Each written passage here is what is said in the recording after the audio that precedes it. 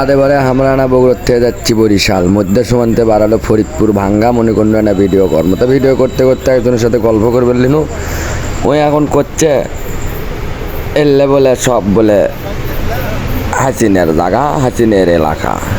আচ্ছা এখন কথা হচ্ছে যদি তাই হয় এলে না আমি এখন করছি না রে ভাই এলে লয়।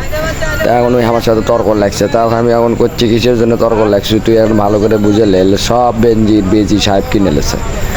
বেঞ্জিরের বেজি সাহেব এলে সব কিনে লেছে, ফরিদপুরের 650 বিঘা জমি কিনছে এক চাপে। তাই বাংলাদেশের এখন প্রতিযোগিতা শুরু হয়ে গেছে, সেটা হচ্ছে কে কোন ডিস্ট্রিক্ট কিনে লিবার পায় আর কে কোন কতগুলো জায়গা বাংলাদেশের মধ্যে কোন কোন দর্শনীয় জায়গা এইগুলো সব কিনে লিবার পায়। এই যে বাংলাদেশের অবস্থা, এই তো আপনার ছাগল কাণ্ড বকরি কাণ্ড যা কিছু করিচ্ছে, আজিজ কাণ্ড ফাজিজ কাণ্ড এলে যাই হোক আমরা খবর চাচ্ছি না। আমরা সাধারণ মানুষ, আমরা চুনো এমনিতে যাচ্ছি, তাই আমরা ভিডিও করবো। তা ভিডিও করবে এলে ধরনের কথাবার্তা এর সাথে তর্কাতর্কি আনা হচ্ছে এক লোকের সাথে।